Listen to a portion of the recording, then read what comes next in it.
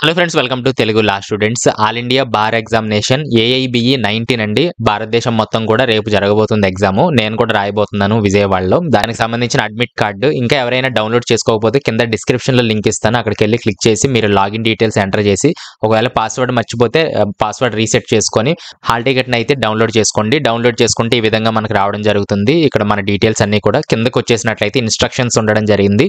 Instructions కొన్ని points చెప్పుకొని కొన్ని టిప్స్ అయితే చెప్తానండి. అసలు ఎవరు ఏమి ప్రిపేర్ అవ్వకపోయినా సరే మేబీ పాస్ అవడానికి ఛాన్సెస్ అయితే ఉంటాయి. నేను కూడా ఎక్కువగా ప్రిపేర్ అవ్వలేదు. ఈ టిప్స్ నే ఫాలో అవుదాం అనుకుంటున్నాను. So first admit card instructions మనం చూసినట్లయితే ఫస్ట్ ది అడ్మిట్ కార్డ్ మనం తీసుకెళ్ళాలి. అది కలర్ జిరాక్స్ ఏదైనా పర్వాలేదు. అలాగే 1 ఫోటో ఐడి, ఆధార్ కార్డు అందరికీ ఉంటుంది కాబట్టి ఆధార్ కార్డు, అలాగే ఎవరైతే ఎన్రోల్ అయ్యారో ఎన్రోల్ ఐడి కూడా మీరు తీసుకెళ్ళడానికి ప్రయత్నం చేయండి. అడ్మిట్ కార్డ్ లేకపోతే లోనికి అలౌ చేయమంటున్నారు. తర్వాత 8:30 AM కే రిపోర్ట్ టైం ఇవ్వడం జరిగింది. 8:30 to 10:15 కల్లా మీరు అక్కడ ఉండడానికి ప్రయత్నం చేయండి. 8:30 తర్వాత అయితే వెళ్ళండి. 10:15 కి అయితే గేట్స్ క్లోజ్ చేయడం జరుగుతుందని చెప్తున్నారు. తర్వాత bare acts without notes and comments, ఇది అందరికీ తెలుసు. మన దగ్గర ఏవైతే బుక్స్ ఉన్నాయో అవన్నీ కూడా మనం క్యారీ చేయొచ్చండి. 5th పాయింట్ చూస్తే ఎలక్ట్రానిక్ ఆర్ కమ్యూనికేషన్ డివైసెస్ ఏవైతే ఉన్నాయో ల్యాప్టాప్, అలాగే స్మార్ట్ వాచెస్, స్మార్ట్ మొబైల్స్ ఇవన్నీ కూడా లోనికి అలౌ చేయమంటున్నారు. ఓన్లీ బేర్ యాక్ట్స్ మాత్రమే. అలాగే 6th పాయింట్ చూస్తే మనం ఏదైతే ఆన్సర్ షీట్ తీసుకున్నామో అది వాళ్ళకి ఇచ్చేదాకా మనం వెళ్ళకూడదండి. అది ఇచ్చేయాలి. తర్వాత టైం కూడా మీరు చివరి వరకు ఉండాలి అనేది వాళ్ళు చెప్పడం జరుగుతుంది. తర్వాత blue or black point pen only use చేయమంటున్నారు. మిగిలిన పెన్సిల్ కానివ్వండి, ఇంక్ పెన్స్ కానివ్వండి, అలాంటి ఏమి యూస్ చేయొద్దు అంటున్నారు. Blue or black point pen మాత్రమే ఇవ్వాలి. ఇది టోటల్ గా బబ్లింగ్ చేయాల్సి ఉంటుంది మనము.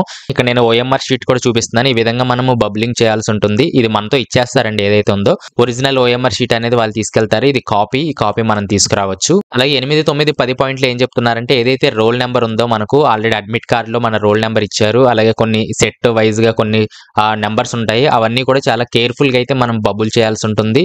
అలాగే ఆన్సర్ షీట్ లో కూడా రాయాల్సి ఉంటుంది. ఏదైనా మిస్ అయినట్లయితే టోటల్ గా మన ఎగ్జామే టోటల్ పోయినట్టే అనమాట. కాబట్టి చాలా జాగ్రత్తగా బబులింగ్ లో కానివ్వండి, అలాగే మ్యాచెస్ అయ్యేటప్పుడు కానివ్వండి చాలా కేర్ఫుల్ గా అయితే మీరు ఇవ్వమని అయితే వాళ్ళు చెప్పడం జరుగుతుంది. 11వ పాయింట్ చూస్తే 40% డిజబిలిటీ ఎవరికైతే ఉందో 20 మినిట్స్ ఎక్స్ట్రా టైం అయితే మనకి ఇవ్వడం జరుగుతుంది. టోటల్ గా 3 గంటలు ఉంటుంది ప్రతి ఒక్కరికి కూడా. వీళ్ళకి 20 మినిట్స్ ఎక్స్ట్రా అయితే ఇవ్వడం జరుగుతుంది. అలాగే స్క్రైబ్స్ గురించి ఎవరైతే స్క్రైబ్ పెట్టుకోవాలనుకుంటున్నారో వాళ్ళకి సంబంధించి ఎగ్జామ్ సెంటర్ దగ్గర ఎలాంటి స్క్రైబ్ అయితే వాళ్ళు ఇవ్వడం జరగదు. కాబట్టి మీరు ముందుగానే వాళ్ళకి చెప్పుకొని సో అవన్నీ కూడా ఐడెంటిటీ కార్డు ఇవన్నీ కూడా క్యారీ చేయాలని అయితే వాళ్ళు చెప్పడం జరుగుతుంది. తర్వాత 13వ పాయింట్లో ఎవరైతే ఏఐబిఈ 19 కి ఎలిజిబిలిటీ కలిగి ఉన్నారో వారు మాత్రమే రాయాలి. మిగిలిన ఎవరు రాసినా సరే ఎవరైనా దొరికినట్లయితే వాళ్ళని ఖచ్చితంగా డీబార్ చేయడం కానీ రిజెక్ట్ చేయడం జరుగుతుంది. అలాగే 14వ పాయింట్లో కూడా అదే, ఏదైనా చీటింగ్ పాల్పడినట్లయితే వాళ్ళు డీబార్ చేస్తారని అయితే హెచ్చరించడం జరుగుతుంది. తర్వాత ఇక్కడ 2010 నుంచి ఏఐబిఈ జరుగుతుంది. ఇది మనకు ఎన్రోల్ అయిన దగ్గర నుంచి 2 years లో కంప్లీట్ చేయాల్సి ఉంటుందని అయితే వీళ్ళు చెప్పడం జరుగుతుంది. ఈ విధంగా అడ్మిట్ కార్డు ఉంది. దీన్ని ప్రింట్అవుట్ తీసుకొని అయితే మీరు తీసుకువెళ్ళడానికి ప్రయత్నం చేయండి. నెక్స్ట్ మెయిన్ గా టిప్స్ మనం చూసినట్లయితే ఇక్కడ సుమారుగా 6 పాయింట్లు అయితే నేను రాయడం జరిగింది. ఇంకా ఎవరైనా తెలిసినట్లయితే కింద కామెంట్స్ రూపంలో కూడా తెలియజేయచ్చు. కొంతమంది ఆల్రెడీ రాసిన వాళ్ళని అడిగాను, వాళ్ళు కొన్ని సజెషన్స్ అయితే ఈ విధంగా చెప్పడం జరిగింది. ఫస్ట్ ది మనం చూస్తే ఎప్పటి వరకు ఎవరైతే బుక్స్ ఓపెన్ చేయలేదో, అసలు సరిగ్గా ప్రిపేర్ అవ్వలేదో, రేపే ఎగ్జామ్ కాబట్టి ఈ వీడియో చూసిన తర్వాత అయినా సరే ప్రతి ఒక్క పేజ్ సుమారుగా మనకు 22 బుక్స్ మనం క్యారీ చేయాల్సి ఉంటుంది. ప్రతి బుక్ లో కూడా మీరు ఇండెక్స్ పేజ్ ఏదైతే ఉందో దాన్ని ఒకసారి జస్ట్ రీడ్ చేయమని అయితే మన సీనియర్స్ మనకు చెప్పడం జరిగింది. కాబట్టి నేను కూడా ఒకసారి రీడ్ చేస్తాను ఇండెక్స్ పేజెస్ ఈ వీడియో తర్వాత. సుమారు 22 బేర్ యాక్ట్స్ మనం తీసుకెళ్లాల్సి ఉంటుంది కాబట్టి అన్ని యాజ్ పాసిబుల్ అన్ని కూడా చూడడానికి ప్రయత్నం చేయాలి. సెకండ్ది వచ్చేసి మెయిన్ గా టైం మేనేజ్మెంట్ అండి. ఏఐబిఈ 18 లో చాలా మంది ఫెయిల్ అవ్వడం జరిగింది. దానికి మెయిన్ రీజన్ ఏంటంటే టైం మేనేజ్మెంట్ చేసుకోలేకపోవడం. ఒకవేళ మనం సరిగ్గా చదవకపోయినా టైం మేనేజ్ చేసినట్లయితే చాలా సాఫ్ట్ గా మన ఎగ్జామ్ అయితే ఉండడం జరుగుతుంది. మనకు 3 గంటలు టైం ఇస్తారు, అంటే 180 నిమిషాలు. 1.8 మినిట్ అయితే మనకు ఉండడం జరిగింది, సుమారుగా 2 minutes బిలో. సో మనము దీన్ని చాలా జాగ్రత్తగా యూటిలైజ్ చేసుకోవాల్సి ఉంటుంది. 100 మార్కులు ఉంటుంది, నో నెగిటివ్ మార్కింగ్. కాబట్టి ఈ 100 క్వశ్చన్స్ కూడా ఒకసారి టోటల్ గా కవర్ చేయండి.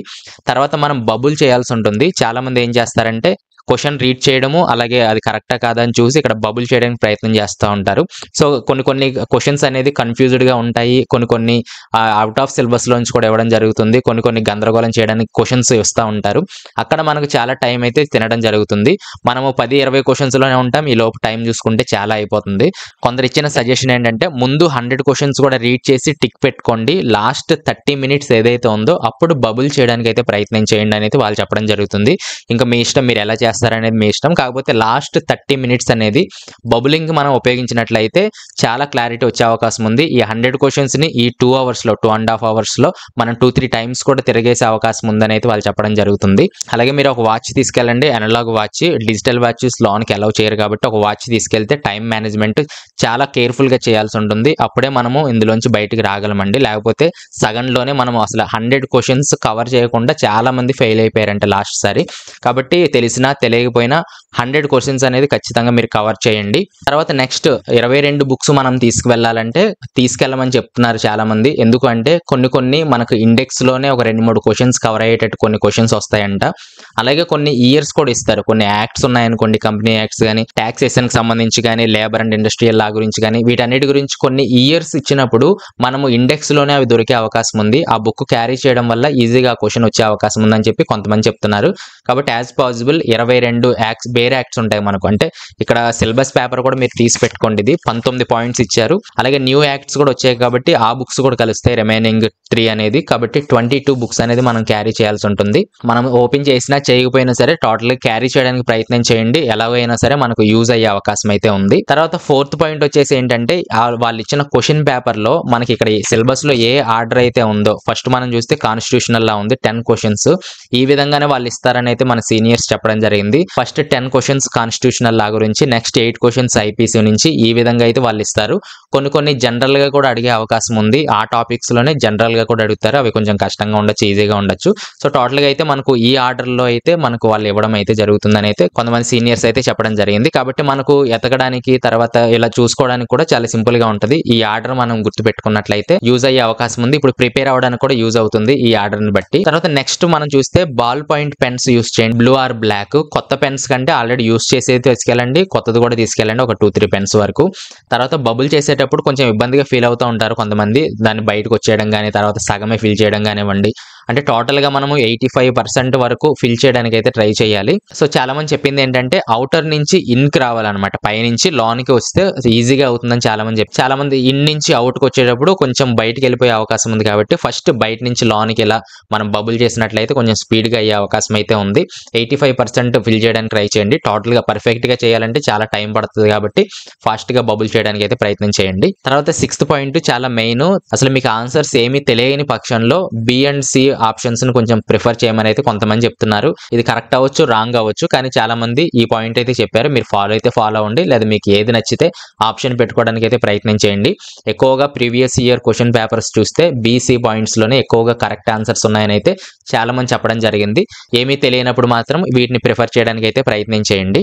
టోటల్ గా ప్రిపేర్ అయినా అవ్వకపోయినా టైం మేనేజ్మెంట్ మాత్రం చాలా బాగా చేయగలిగితే అన్ని క్వశ్చన్స్ కవర్ చేసే అవకాశం ఉంది. నెగిటివ్ మార్కింగ్ లేదు కాబట్టి చాలా క్వశ్చన్స్ అయితే మనకి యాడ్ అయ్యే అవకాశం ఉంది. సుమారుగా రిజర్వేషన్ కేటగిరీ వాళ్ళకి 40 మార్కులు, అలాగే రిమైనింగ్ వాళ్ళకి 45 మార్క్స్ అయితే మనకు రావాల్సి ఉంటుంది. చాలా మంది లాస్ట్ ఇయర్ ఫెయిల్ అయినట్లుగా మనం చూసాము. కాబట్టి ఈ సంవత్సరం అందరూ బాగా రాసి అందరూ క్వాలిఫై అయితే అందరికి హ్యాపీయే. కాబట్టి బాగా రాయండి, అందరికీ ఆల్ ద బెస్ట్. తర్వాత క్వశ్చన్ పేపర్ కూడా నేను చూపిస్తాను. ఇది క్వశ్చన్ పేపర్ అండి. ఈ విధంగా వస్తుంది. నేనైతే తెలుగులోనే పెట్టాను. తెలుగు పెడితే ఇంగ్లీష్ అండ్ తెలుగు కూడా మనకు రావడం జరుగుతుంది. ఈ పాయింట్స్ అన్ని కూడా పాస్ చేసి ఒకసారి చదువుకోండి. ఇంపార్టెంట్ ఇన్స్ట్రక్షన్స్ అన్ని కూడా నో నెగిటివ్ మార్కింగ్ అని చెప్పి 3 hours ఎగ్జామ్ అని చెప్పి సో ఈ విధంగా కొన్ని ఇచ్చారు. Blue or black point pen, అలాగే మనకు వైట్నర్ అనేది యూజ్ చేయొద్దు, ఎక్కడా సరే యూజ్ చేయొద్దు. ఒకవేళ యూజ్ చేసినట్లయితే డిస్క్వాలిఫైడ్ అయిపోతారు. చాలా మంది లాస్ట్ ఇయర్ ఇలాంటి పొరపాట్లు కూడా చేశారండి. వైట్నర్లు కానివ్వండి, అలాగే బబులింగ్ లో మిస్టేక్స్ కానివ్వండి. ఈ ఓఎంఆర్ షీట్ లో మన హాల్ టికెట్ నెంబర్ ఇవన్నీ కూడా బబుల్ చేయాల్సి ఉంటుంది. ఇక్కడ కూడా ఒక్క అక్షరం మిస్ అయినా సరే టోటల్ డిస్క్వాలిఫైడ్ అయిపోతారు. కాబట్టి చాలా కేర్ఫుల్ గా అయితే మీరు చూడండి. ఈ ఓఎంఆర్ షీట్ కూడా నేను నెక్స్ట్ చూపిస్తాను. ఇన్విజిలేటర్ ఏదైతే చెప్తున్నారో అది కేర్ఫుల్ గా విని వాళ్ళని ఫాలో అవ్వండి. వాళ్ళని అడిగిన తర్వాత మాత్రమే ఏదైనా మీరు ఇక్కడ పెన్ పెట్టడానికి బబుల్ చేయడానికి అయితే ప్రయత్నం చేయండి. నెక్స్ట్ ఈ విధంగా మనకు క్వశ్చన్స్ ఇవ్వడం జరుగుతుంది. తెలుగులో పెట్టినా సరే ఇంగ్లీష్ ఈ విధంగా క్వశ్చన్ రావడం జరిగింది. ఒకవేళ మీరు తెలుగులో రాంగ్ అయినట్లయితే ఇంగ్లీష్ చదవండి.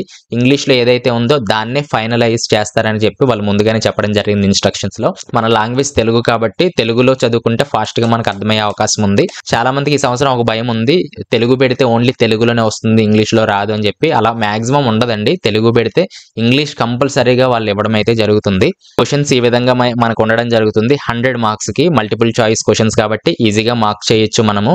కాకపోతే అట్ ద సేమ్ టైం చాలా కష్టం కూడా. సో ఎలా ఉంటుందనేది రేపు చూద్దాము. కింద మనకు స్పేస్ ఫర్ రఫ్ వర్క్ అని కూడా ఇవ్వడం జరిగింది. ఏదైనా ఉంటే ఇక్కడ రఫ్ వర్క్ చేసుకోవచ్చు. సో ఈ విధంగా మనకు 100 మార్క్స్‌కి ఈ విధంగా ఇవ్వడం జరిగింది. నెక్స్ట్ ఇది మనకు OMR షీట్ అండి. ఈ విధంగా బబుల్ చేయాల్సి ఉంటుంది. ఇక్కడ ఉదాహరణకు చూస్తే ఇక్కడ సెంటర్ కోడ్ వచ్చి 6001 ఉంది. ఇక్కడ కూడా మనం బబుల్ చేయాల్సి ఉంటుంది. ఇక్కడ 6 ఎక్కడైతే ఉందో అక్కడ 6, 0 ఎక్కడైతే ఉందో ఇక్కడ 0, తర్వాత 1. ఈ విధంగా పైన ఏవైతే నెంబర్స్ ఉన్నాయో ఇక్కడ బబుల్ చేయాల్సి ఉంటుంది. అలాగే AIBE రోల్ నెంబర్ కూడా మనం ఇక్కడ బబుల్ చేయాల్సి ఉంటుంది. ఇక్కడ నెంబర్స్ ఇచ్చేస్తారు. ఇక్కడ 7 ఉందనుకోండి, ఇక్కడ 7 చేయాలి. 6 ఉంటే ఇక్కడ 6, నెక్స్ట్ 3 ఉంటే ఇక్కడ 3, ఈ విధంగా చేయాలి. అలాగే set code, booklet set code కూడా ఇక్కడ ఇవ్వడం జరిగింది. దీన్ని కూడా ఏదైతే మనకు బుక్లెట్ ఇచ్చారో ఆ సెట్ కోడ్ ఇక్కడ బబుల్ చేయాలి. లాంగ్వేజ్ కూడా ఇక్కడ చేయాల్సి ఉంటుంది. సో వైట్నర్ ఉపయోగించకూడదు కాబట్టి చాలా కేర్ఫుల్గా అయితే మీరు అవుటర్ నుంచి ఇన్కి ఆ బబుల్ చేయండి. ఇది మనకు కాపీ మాత్రమే. ఈ విధంగా కాపీ వస్తుంది. ఒరిజినల్గా మనం వాళ్ళకి ఇచ్చేయాల్సి ఉంటుంది. తర్వాత ఆన్సర్స్ కూడా ఇలా 25, 50, 75, 100 ఉంటుంది. ఈ విధంగా ఇందాక నేను టిప్స్ లో చెప్పాను కదా, BC ప్రిఫర్ చేయండి అని చెప్పి. ఇక్కడ కూడా కాలిక్యులేట్ చేయండి. ఒకవేళ మీకు తెలియని పక్షంలో ఎన్ని కరెక్ట్ ఆన్సర్స్ Bలో ఉన్నాయి, ఎన్ని కరెక్ట్ ఆన్సర్స్ Cలో ఉన్నాయి. ఒకవేళ Cలో ఎక్కువ ఉండి Bలో తక్కువ ఉంటే B చేయండి. ఒకవేళ Cలో తక్కువ ఉండి Bలో ఎక్కువ ఉంటే Cలో మీరు ఎక్కువగా చేయడానికి ప్రయత్నం చేయండి. తెలియని క్వశ్చన్స్ మాత్రమే. సో ఈ విధంగా ఈ 25, 25, 25 ఇదొక జస్ట్ టిప్, సజెషన్. మీరు ఫాలో అయితే ఫాలో అవ్వండి, లేకపోతే మీకు నచ్చింది చేయొచ్చు. సో ఈ విధంగా 100 క్వశ్చన్స్ మనం ఇక్కడ బబుల్ చేయాల్సి ఉంటుంది. ఇదంతా కూడా మనం వెళ్ళేటప్పుడు ఇన్విజిలేటర్కి ఇవ్వాల్సి ఉంటుంది. నాకు తెలిసింది ఇది. ఏదైనా మర్చిపోతే మళ్ళీ నెక్స్ట్ వీడియోస్లో కవర్ చేయడానికి అయితే ప్రయత్నం చేస్తాను. ఏదైనా కామెంట్స్ ఉంటే తెలియండి. ఇంకా సజెషన్స్ ఇవ్వాలనుకున్నా ఇవ్వండి. తర్వాత ఏదైనా ఇంపార్టెంట్ క్వశ్చన్స్ ఉన్నా సరే కింద కామెంట్లో తెలియచేయండి. సో మనందరం కలిసి యూనిటీగా అందరూ పాస్ అయితే చాలా బాగుంటుందండి. మళ్ళీ ఫెయిల్ అయినట్లయితే కొంచెం బాధాకరమే. ఎలా అయినా సరే మనం ఫెయిల్ అవుతున్నారంటే. కాబట్టి అందరికీ ఒకరికొకరు హెల్ప్ చేసుకుంటూ అందరము గట్టెక్కడానికి అయితే ప్రయత్నం చేద్దాము. బాగా రాయండి. ఎవరైనా కలిస్తే రేపు నలంద కాలేజీలో విజయవాడ నేను వస్తున్నాను, అక్కడ కలుద్దాము. ఓకే, నెక్స్ట్ వీడియోలో మళ్ళీ కలుస్తాను. Thanks for watching.